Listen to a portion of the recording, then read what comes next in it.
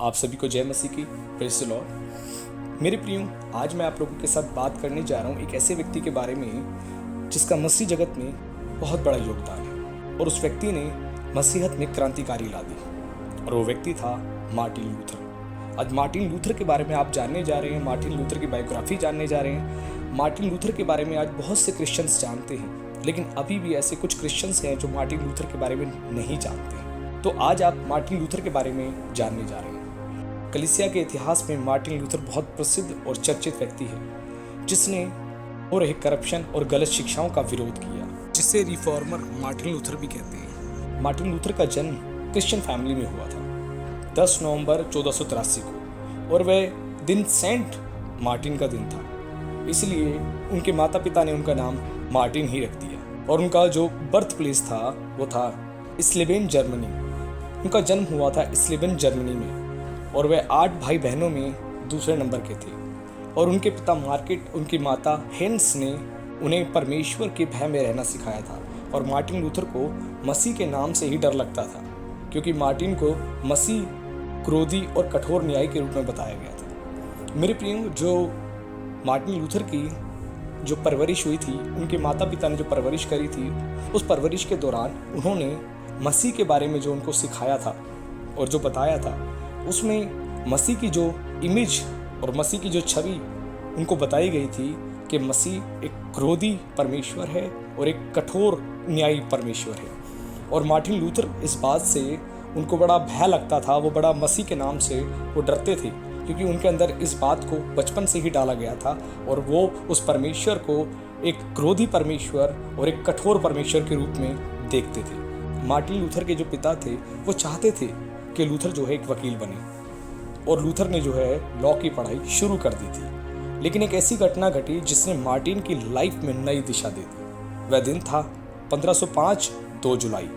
जब वह अपने माता पिता से मिलकर हरफेड को वापस लौट रहा था, तब अचानक से बादल गरजने लगे और बिजली कड़कने लगी और आंधी चलने लगी, और अचानक एक बिजली उसकी नज़दीक चमकी और वह घबरा गया। मेरे प्रियो, एक ऐसा ये वाक्य था जिस वाक्य के दौरान मार्टिन लूथर की ज़िंदगी में एक नई दिशा आ गई। जब वो अपने माता पिता से मिल के वापस जा रहे थे, तो उस समय पर रास्ते में एक बहुत बड़ा एक तूफान आया और आसमान में बिजली कड़कने लगी, और उस तूफान में वो फंस गए। और उस समय एक बिजली उनके नज़दीक चमकी।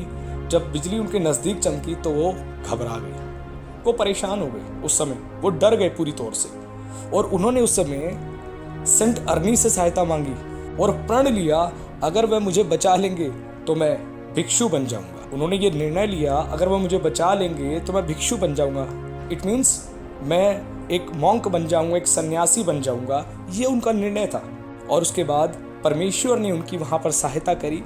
संत अर्नी ने नहीं, वरन परमेश्वर ने उनकी वहाँ सहायता करी और उनको वहाँ पर बचा लिया, क्योंकि परमेश्वर की योजना उनके जीवन के लिए थी और प्रभु ने कुछ योजना उनके लिए तैयार कर रखी थी, और ये कार्य जो है वो परमेश्वर की योजना का हिस्सा था। और 16 जुलाई 1505 में लूथर जो है अगस्टीनियन आश्रम में भर्ती हो गए एक सन्यासी के रूप में, और वह अपनी पढ़ाई को जो वो कर रहे थे उसको कंटिन्यू करते रहे। और 1507 में उन्हें बैप्टाइज किया गया पादरी बनाने के लिए, और वह पादरी बन गए। और वह बहुत उपवास करते थे, रात भर जाग के बाइबल पढ़ा करते थे। एक शांति की खोज में, एक शांति उनको चाहिए थी, उस शांति के लिए वो सब कुछ करते थे। और 1512 में उन्होंने डॉक्ट्रिन की डिग्री भी ली, और उसके बाद वह विटनबर्ग में प्रोफेसर बन गए और वहाँ लोगों को बाइबल पढ़ाने लगे। और उन्हें यूनानी, इब्रानी और जर्मनी भाषा का ज्ञान था। एक दिन वह लोगों को पढ़ाने के लिए अपनी तैयारी कर रहे थे। जब वो तैयारी कर रहे थे तो तैयारी के समय एक वचन ने उनके मसीह जीवन को एक नई दिशा दे दी, और वो वचन था रोमियो 1:17, जिसमें लिखा था, जैसा लिखा है विश्वास से धर्मी जन जीवित रहेगा। इस वचन को पढ़ने के बाद पूरी तौर से मार्टिन लूथर की क्रिश्चियन लाइफ में एक टर्निंग पॉइंट आ गया। पूरी तौर से उनकी ज़िंदगी बदल गई उस समय जब उन्होंने इस वचन को पढ़ा। उन्होंने इस बात पर विश्वास किया, यदि हम विश्वास के साथ प्रभु यीशु मसीह को स्वीकार करते हैं और अपने पापों का अंगीकार करते हैं तो हम उसके द्वारा बचाए जाएंगे। उन्होंने इस बात पर विश्वास किया और आगे जाके जिस आंदोलन को उन्होंने शुरू किया था उस आंदोलन का ये सिद्धांत बन गया। जब वे रोम गए तो उन्होंने रोम को वैश्य करार दे दिया और 1514 में वह आराधनालय में प्रचारक बन गए और वह बड़ी खूबसूरती से और गहराई से आम लोगों को बाइबल की शिक्षाओं को सिखाने और समझाने का काम किया करते थे। और वह जब कभी भी बाइबल के विपरीत कुछ होता हुआ देखते थे तो खुद को रोक नहीं पाते थे समझाने से। रोमियो 1:17 में लिखा है कि धर्मी जन विश्वास से जीवित रहेगा। वो इस बात को जानते थे, लेकिन वहाँ पर उन्होंने देखा कैथलिक चर्चिस में, रोमन कैथलिक चर्चिस में क्या हो रहा था। उन्होंने देखा कि वहाँ पर जो है लोगों को पॉप का गुलाम बनाया जा रहा था। वहाँ पे लोगों को पूरी तौर से अपने कंट्रोल में लिया जा रहा था और जैसा वो चाहते थे वैसा लोगों से करवाया जा रहा था, क्योंकि उनका ये कहना था, उनकी जो शिक्षाएं थी, जो उनके कस्टम्स थे, उनकी रिलीजन्स की जो टीचिंग्स थी, उन्होंने इस प्रकार से अपने सिद्धांत बना दिए थे जो लोगों को देने शुरू कर दिए थे उन्होंने, कि आपके और परमेश्वर के बीच में एक बिचवाई है। वो बिचवाई जो है वो है पादरी। प्रिस्ट है वो परमेश्वर और आपके बीच में एक पादरी है, वो आपके लिए प्रार्थना करेगा और आपकी प्रार्थना उसके द्वारा सुनी जाएगी। और इस तरीके से उन्होंने एक टीचिंग्स दी। और दूसरा, उन्होंने बाइबल की शिक्षाओं को उन्होंने अपने हिसाब से देना शुरू कर दिया। ये कार्य वहाँ होने शुरू हो गए थे और इस बात को जब देखा मार्टिन लूथर ने तो उनको बहुत खराब लगा, क्योंकि वहाँ पर ऐसा चल रहा था। और उन्होंने देखा रोमन कैथलिक चर्चेस में इंडल्जेंस से पैसा कमा रहे थे। अभी इंडल्जेंस है क्या, जिसका विरोध मार्टिन लूथर ने सबसे ज़्यादा किया। इंडल्जेंस का मतलब था पॉप के नाम से लोगों से पैसे लेकर एक सर्टिफिकेट उनको दिया जाता था जो उनके पापों की क्षमा का था। मतलब पैसा दो, इस सर्टिफिकेट को लो, आपके पाप क्षमा हो जाएंगे। इसका अर्थ है अमीर लोग पैसा देकर अपने पापों की क्षमा का सर्टिफिकेट ले लेते थे, लेकिन गरीब लोग जिनके पास पैसा नहीं है उनको उनके पापों की क्षमा का सर्टिफिकेट नहीं मिलता था। वो बार बार पाप करते थे और पैसा दे के इंडल्जेंस ले लेते थे और उनको पापों की क्षमा की उनको प्राप्ति हो जाती थी। ये रोमन कैथलिक चर्चिस में चल रहा था, जो कि टोटल ही बाइबल के अगेंस्ट है और अनबिब्लिकल है, बाइबल के आधार पे नहीं है। और जब मार्टिन लूथर ने इस चीज़ को देखा तो उनको बहुत ज़्यादा गुस्सा आया।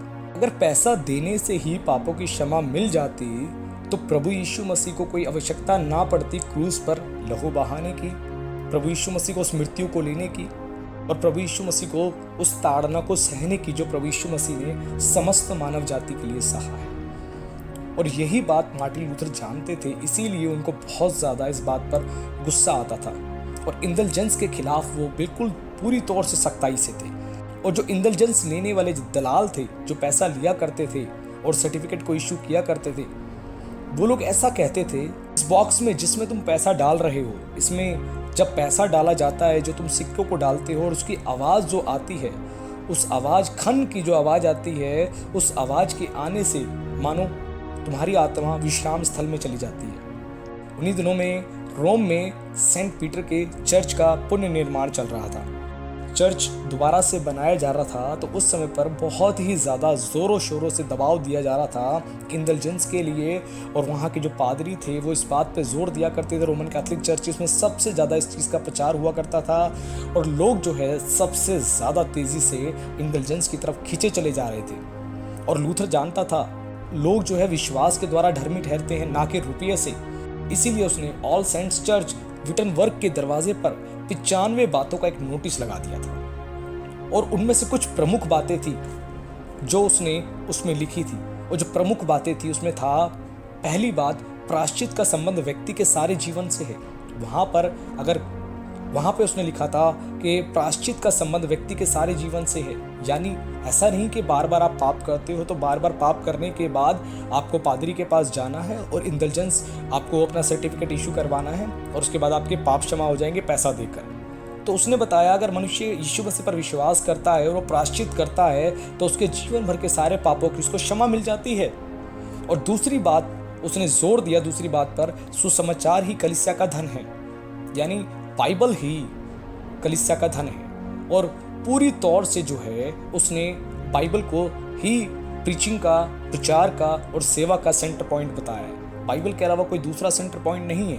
उसने साफ साफ बोला इस बात को। और लोगों को जो झूठी शांति मिलती है इंडल्जेंस से, उसका कड़ा उसने विरोध किया। और उसने बोला पाप पैसे से नहीं, व्यक्ति के प्रायश्चित और मसीह के क्रूस पर किए गए बलिदान पर विश्वास से दूर होता है। और इसकी कॉपियां आर्क बिशप मेंच और ओरो को भी भेजी गई और लोगों के बीच यह बात एक विवाद का हिस्सा बन गया।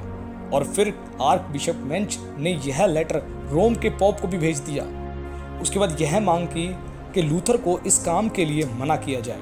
और इसकी कॉपियां विटनबर्ग में पहुंची तो वहां लोगों ने इसे जला दिया। लेकिन लूथर को मालूम था इन लोगों में से बहुत से लोगों के विचार जो है लूथर से मिलते हैं, लेकिन वह लोग डर के मारे कुछ बोलते नहीं थे। और कुछ लोगों ने थोड़े समय बाद हिम्मत दिखाई और लूथर के समर्थन में खड़े हुए।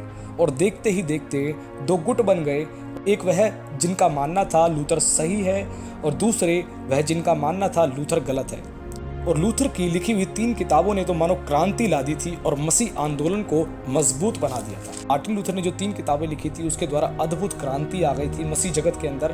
पहली किताब है an address to the nobility of German nation और दूसरी किताब है on the Babylonian captivity of the church of God और तीसरी किताब है on the liberty of Christ and man.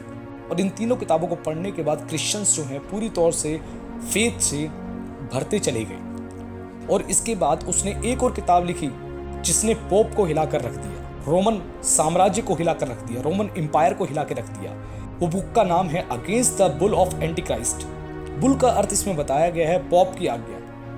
इसमें उसने पॉप को मसीह का विरोधी बताया। जब पॉप को इस बारे में पता चला तो उसने लूथर को राज्य परिषद के सामने उपस्थित होने को बोला और लूथर को 60 दिन का समय दिया गया। लेकिन लूथर के जो दोस्त थे उन्होंने मार्टिन लूथर को मना किया और बोला मत जाओ। लेकिन उसने कहा मैं जानता हूं ये मेरे खून के प्यासे हैं, मैं नहीं भागूंगा, मैं चाहता हूं मेरा खून इन्हीं के माथे पर पड़े।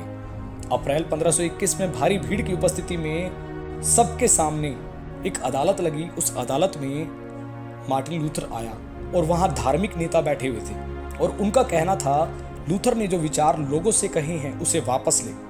परंतु लूथर ने कहा परमेश्वर ने मेरे विवेक को छू लिया है और ना मैं वापस लूंगा और ना ले सकता हूं और ना ही यह ठीक है कि वापस लेना। और लूथर ने कहा मैं इसी पर अटल हूं, इसके अलावा मैं कुछ नहीं कर सकता और परमेश्वर मेरी सहायता करे, आमीन। उसने इस बात को बोलकर आमीन कहा। अगर मैं गलत हूं तो पवित्र शास्त्र से मुझे मेरी गलती का एहसास कराया जाए तो मैं उसे वापस ले लूंगा, अन्यथा नहीं। मेरे प्रियो, यहाँ पर हम लूथर के बारे में सुनते हैं। मार्टिन लूथर ने वहाँ पर बिल्कुल पूरी तौर से दृढ़ होकर इस बात को कहा कि मैं अपनी बातों को जो मैंने कही हैं मैं उसको वापस नहीं लूंगा। यदि तुम्हें लगता है मैंने कुछ गलत कहा है तो एक काम करो, तुम पवित्र शास्त्र में से मेरी गलती का मुझे एहसास कराओ। यदि मैंने उसमें गलती करी है तो अपनी गलती को मान लूंगा, अपनी बताई गई बातों को वापस ले लूंगा। लेकिन क्या हुआ? अदालत में लूथर के खिलाफ फैसला सुनाया गया। लूथर को नियमों का उल्लंघन करने वाला और कानूनी रक्षा से वंचित व्यक्ति घोषित कर दिया गया। उसके ऊपर कई सारे प्रतिबंध लगा दिए गए और उसे उस जगह से जाना पड़ा। फिर उसे एक व्यक्ति के घर में शरण मिली और लूथर ने नए नियम का जर्मन भाषा में अनुवाद कर दिया और उसने अपने भाषणों में निरंतर पॉप की गुलामी से आज़ादी के लिए लोगों को जोर दिया और बाइबल के आधार पर जीवन जीने के लिए उसने बार बार इस बात के लिए लोगों को प्रेरित किया। और धीरे धीरे एक बड़ा समूह जो है मार्टिन लूथर की तरफ खिंचता चला गया और लूथर ने Roman empire, Roman Catholic churches की नींव को मानो हिला डाला।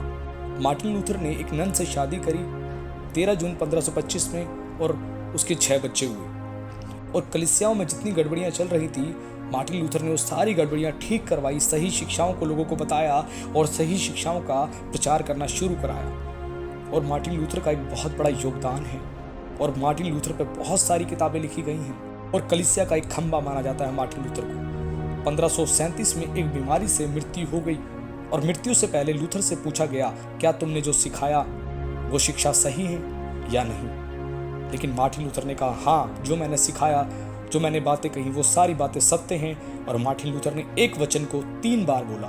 वो वचन था यूहन्ना 3:16 कि परमेश्वर ने जगत से ऐसा प्रेम किया कि उसने अपने इकलौता पुत्र दे दिया ताकि जो कोई उस पर विश्वास करे वो नाश न हो वरन अनंत जीवन पाए। मेरे प्रियो, उसके बाद मार्टिन लूथर की मृत्यु हो गई। यहाँ पर हमने मार्टिन लूथर के बारे में जाना कि मार्टिन लूथर ने किस तरीके से चर्चेस में चल रहे, रोमन कैथोलिक चर्चेस में चल रहे करप्शंस का उसने विरोध किया, गलत टीचिंग्स का विरोध किया और पूरी तौर से मार्टिन लूथर ने सब कुछ बदल दिया। इसीलिए मार्टिन लूथर को रिफॉर्मर मार्टिन लूथर भी कहा जाता है जिसने बाइबल की टीचिंग्स को, बाइबल की बातों को और जो चर्चेस में हो रही गड़बड़ियाँ थी उनको ठीक किया है।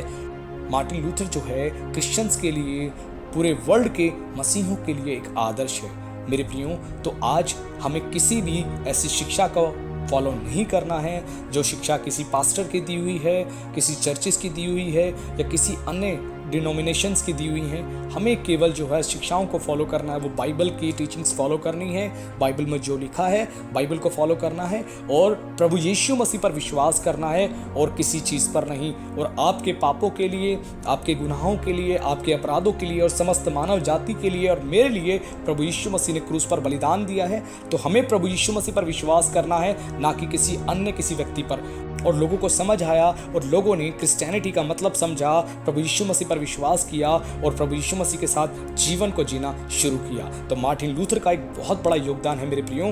तो आज आपको भी मार्टिन लूथर के इस बायोग्राफी से बहुत कुछ सीखने को मिला होगा। मैं उम्मीद करता हूँ कि आप सब भी मार्टिन लूथर की तरह एक दृढ़ विश्वासी बनेंगे और प्रभु की सेवा करने वाले बनेंगे। तो प्रभु आप सभी को आशीष दे। सभी को जय मसीह।